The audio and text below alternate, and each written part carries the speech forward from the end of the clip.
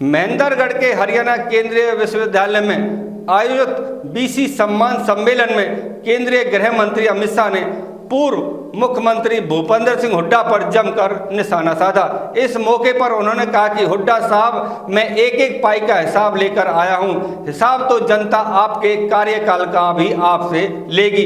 इस मौके पर प्रदेश में क्रीम लेयर सहित पिछड़ा वर्ग की 3 योजनाओं को आज से लागू किया है।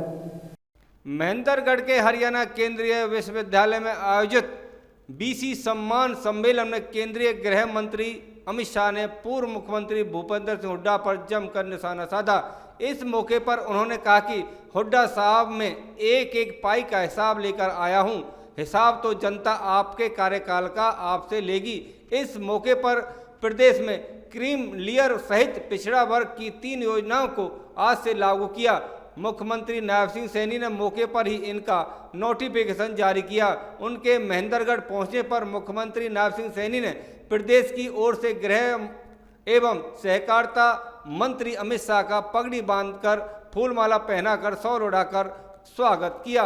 विधानसभा चुनाव से पहले भाजपा ने यह सम्मेलन कर दक्षिण हरियाणा के पिछड़ा वर्ग को साधने का प्रयास किया है। इस मौके पर गृह एवं सहकारिता मंत्री अमित शाह ने कहा कि हरियाणा में कांग्रेस गांव-गांव जाकर हिसाब मांग रही है। उन्होंने कहा कि हुड्डा साहब, मैं बनिया का बेटा हूं, पाई पाई का हिसाब लेकर आया हूं।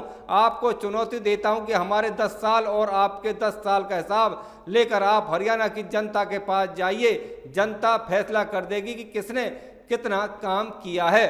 उन्होंने कहा कि कांग्रेस सरकार ने 10 साल में हरियाणा को 41,000 करोड़ रुपए दिए थे।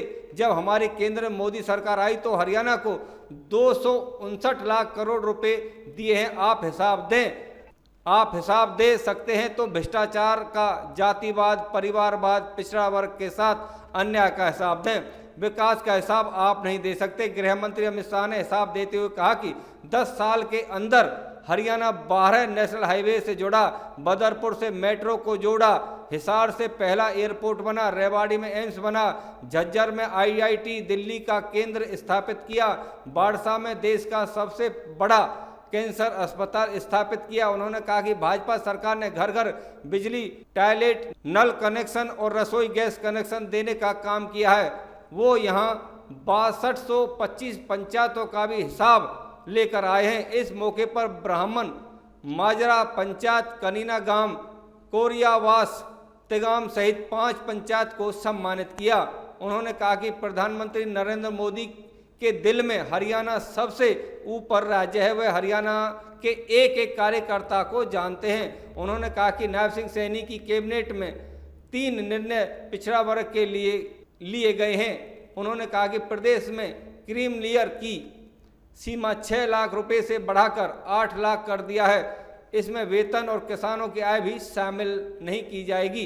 पंचायती आरक्षण को भी बदलने का निर्णय लिया गया है। पंचायत में आरक्षण ग्रुप ए के लिए था, अब ग्रुप बी के लिए अलग से 5% आरक्षण आज से शुरू कर दिया गया है। म्यूनिसिपल में भी यह नियम लागू रहेगा। ये तीनों निर्णय पिछड़ा वर्ग लोगों को बहुत फायदा मिलेगा। उन्होंने कहा कि 2014 में पहली बार पिछड़ा वर्ग का प्रधानमंत्री भारतीय जनता पार्टी ने देने का काम किया था। आज मोदी कैबिनेट में 71 मंत्रियों में से 27 मंत्री पिछड़े वर्ग के हैं। इनमें 2 हरियाणा के भी शामिल हैं। उन्होंने कहा कि हुड्डा साहब, जब चुनाव आते हैं तो बीसी की बातें करते हो, लेकिन कांग्रेस पार्टी पिछड़ा वर्ग की विरोधी है।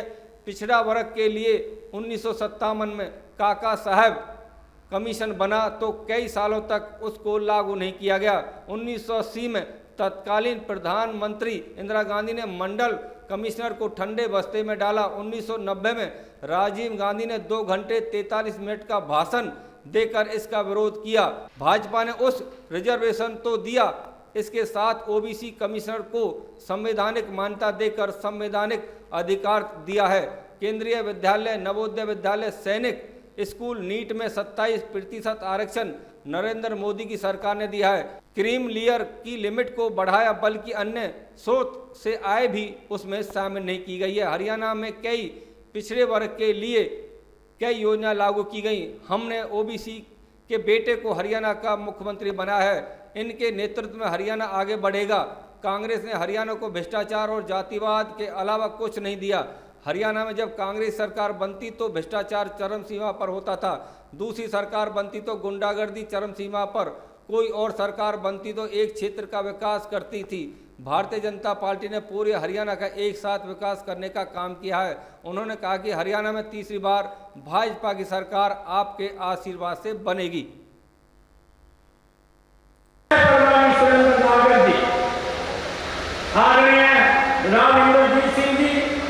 भारत सरकार में मंत्री आदरणीय कृष्ण पाल गुर्जर जी और सभी हमारे सांसदगण, सभी हमारे प्रदेश सरकार के मंत्रीगण, सभी हमारे विधायकगण और सभी आज ओबीसी समाज के आज जो आदरणीय अमित शाह जी हम सबको कई सौगातें यहाँ पर देने के लिए आए हैं। आप सबका मैं इस पवित्र भूमि पर पधारने पर बहुत बहुत स्वागत और धन्यवाद करता हूं। मुझे गर्व है कि आज इतनी बड़ी संख्या में बीसी समाज के हमारे भाई बहन मैं इस पवित्र भूमि के ऊपर देख करके भाव विभोर हो रहा हूं। ऐसा लग रहा है अपने इंसाफ कुटुंब के अंदर के बीच में आ गया हूं, अपने परिवार के बीच में। इस समारोह में आप सबका इतनी बड़ी संख्या में भाग लेना इस बात का प्रतीक है कि बीसी समाज हमारी नीतियों और योजनाओं में आदरणीय अमित शाह जी आपके साथ पूर्ण विश्वास करता है। हम आपके इस विश्वास को और भी मजबूत करते रहेंगे, क्योंकि भारतीय जनता पार्टी एकमात्र ऐसी पार्टी है जो पिछड़ा वर्ग समुदाय का सबसे ज्यादा ध्यान रखती है और आपको हर स्तर पर सबसे ज्यादा प्रतिनिधित्व देती है। मुझे ये बड़ा गर्व होता है आप सबके बीच में कहते हुए कि हमारा हरियाणा के दो संस्थाओं को जो बीसी समाज से आते हैं भारत सरकार ने केंद्रीय मंत्री बनाने का काम वो आपने किया है। हम आपका दिल से धन्यवाद करते हैं। इससे पहले परिवारवादी पार्टियों ने कभी भी पिछड़े दलित समुदाय को आगे बढ़ने नहीं दिया। उन्होंने कभी भी पिछड़े जब से नरेंद्र भाई मोदी प्रधानमंत्री बने हैं भारतीय जनता पार्टी में आस्था रखता है और रखता आया है। आज मैं एक चीज और कहकर के अपना स्थान दूंगा कि जब नरेंद्र भाई मोदी सरकार बनाए पहली योजना के अंदर 14 से 19 के दौरान बैकवर्ड क्लासेस का संवैधानिक तौर के ऊपर एक कमीशन नहीं था। बैकवर्ड क्लास के लोग अगर कुछ सुधार करना चाहते तो भारत सरकार से एसटी कमीशन की मार्फत उनको गुहार लगानी पड़ती थी और जो उस टाइम पहले 14 से पहले ओबीसी का दर्जा था नॉन कॉन्स्टिट्यूशनल होने के बाद वजह से पूरा महत्व उसको नहीं मिलता। नरेंद्र भाई मोदी एक ऐसे प्रधानमंत्री हैं और जिनकी सरकार में हालांकि हमारे में ख्वाहिशात है तो बनने बिरादरी से, लेकिन हम उनको चाणक्य मानते हैं हमारी पार्टी का। इन्होंने हमारी पार्टी को बार बार सत्ता सीट के अंदर योगदान किया है। साथियों, ये बैकवर्ड क्लासेस कमीशन का संवैधानिक दर्जा हमारी पार्टी के वजह से बैकवर्ड क्लासेस को सारे देश करते हुए मिला है। हरियाणा के अंदर थोड़ा अंतर रहा। भारत सरकार की तरफ से 8 लाख रुपए की जिसकी आमदन थी उसको बैकवर्ड क्लास के रिजर्वेशन के तहत कंसीडर किया जाता था। ये कानून पहली योजना के अंदर 14 से लेकर के 19 वाली योजना के अंदर भारत सरकार ने पास कर दिया था। लेकिन हरियाणा के अंदर विडंबना ये रही कि हालांकि देश के अंदर 8 लाख की सूची कि नीचे वालों को ओबीसी रिजर्वेशन मिला करता था, हरियाणा के अंदर में किसी कारणवश नहीं लग पाया और यहाँ पर सीमा निर्धारित कर दी सिर्फ 6 लाख तक। पिछले दिनों के अंदर चर्चाएं सुन रहे हैं और शायद ये आपके लोग सब उम्मीद भी कर रहे हैं कि हरियाणा को भी केंद्र सरकार की तर्ज के ऊपर बराबर का हिस्सा ओबीसी की रिजर्वेशन के अंदर मिले, 6 से बढ़ा करके उसको 8 लाख कर दिया जाए। इसी उम्मीद में मैं समझता हूँ कि यहाँ पर इतने भारी तादाद के अंदर लोग आपके समर्थन और सहयोग के लिए आए हैं। मैं ज़्यादा नहीं बोलना चाहता। 10 रहेगा और ग्रुप डी का रिजर्वेशन 5% ज्यादा मिले। भाइयों बहनों, ये तीनों जो निर्णय है वो प्रधानमंत्री नरेंद्र मोदी की नीति को लागू करना। 2014 में नरेंद्र मोदी जी ने जब पार्लियामेंट के अंदर पहली बार संसदीय नाते पर पैर रखा, देश के प्रधानमंत्री बने, पूरे देश के सामने भाषण किया, मेरी ये सरकार दलितों की सरकार है, गरीबों की सरकार है और मेरी ये सरकार पिछड़ों की सरकार, और देश को पहला सशक्त बीसी प्रधानमंत्री देने का काम भारतीय जनता पार्टी ने।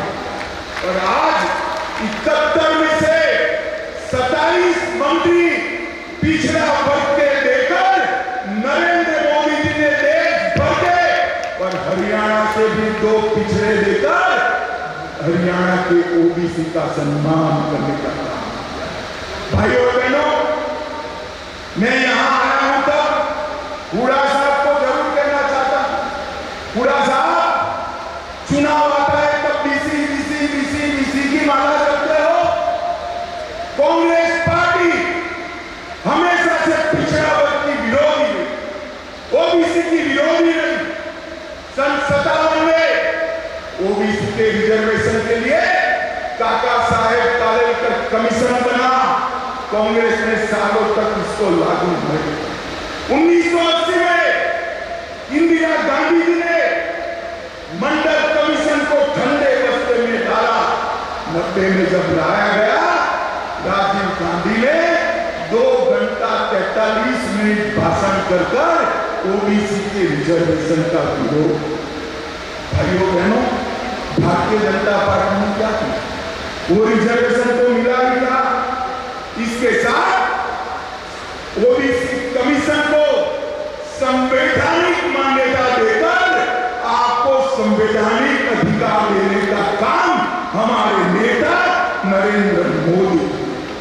16 जातियों को ओबीसी में आरक्षित करने का काम किया और केंद्रीय विद्यालय, नवोदय विद्यालय, सैनिक स्कूल और नीट की परीक्षाओं में 27% आरक्षण पहली बार हमारे नेता नरेंद्र मोदी जी ने दिया और क्रीमिलेयर की लिमिट को न सिर्फ बढ़ाया, इसमें से कृषि और तनख्वाह की आय को बाहर रखने का काम ऐतिहासिक निर्णय नरेंद्र मोदी जी ने किया और आज से वो हरियाणा के डीसी को भी इसका फायदा मिलने वाला है। भाइयों और बहनों, हरियाणा में भी पिछड़े वर्ग के कल्याण की कई योजनाएं हुई। सैनी जी ने वो बताया है, मैं डिटेल जाना नहीं चाहता, परंतु मित्रों में इतना ही कहना चाहता हूं कि हमने हरियाणा में एक डीसी के बेटे को गरीब घर से, नायब सिंह खड़े हो जाइए, जोर से ताली बजाइए नायब सिंह के लिए, एक डीसी के बेटे को हरियाणा का मुख्यमंत्री बनाया है। अब इनके नेतृत्व में हरियाणा आगे बढ़ेगा। भाइयों बहनों, कांग्रेस पार्टी ने जातिवाद और भ्रष्टाचार के सिवाय हरियाणा को कुछ नहीं दिया। भारतीय जनता पार्टी ने ईज ऑफ डूइंग करप्शन से ईज ऑफ डूइंग बिजनेस तक का फैसला भारतीय जनता पार्टी ने, कांग्रेस की सरकार जब बनती थी, एक सरकार आती थी तो भ्रष्टाचार चरम सीमा पर दूसरी सरकार आती थी तो गुंडागर्दी चरम सीमा तक पहुंची थी। एक सरकार आती थी तो एक जिले का विकास करती थी, दूसरी सरकार आती थी तो दूसरे क्षेत्र का विकास करती थी। भारतीय जनता पार्टी ने संपूर्ण हरियाणा का विकास करने वाली सरकार देने का काम किया। भाइयों और बहनों, आज हरियाणा देश में बासमती चावल का सबसे बड़ा निर्यातक बना। हर 10वां जवान हरियाणा से आता है। एमएसपी पर सबसे ज्यादा फसलें कोई अगर खरीदता है तो हमारी नायब सिंह सैनी की सरकार खरीदती है। गांव में लाल डोरे के भीतर मालिकाना हक देने का वाला पहला राज्य हरियाणा बना। पढ़ी लिखी पंचायतों वाला पहला राज्य हरियाणा बना। महिलाओं की 50% भागीदारी वाला पहला राज्य हरियाणा बना। हर घर में नल से जल पहुंचाने वाला पहला राज्य हरियाणा बना। पहला आयुष विद्यालय विश्वविद्यालय बनाने वाला राज्य हरियाणा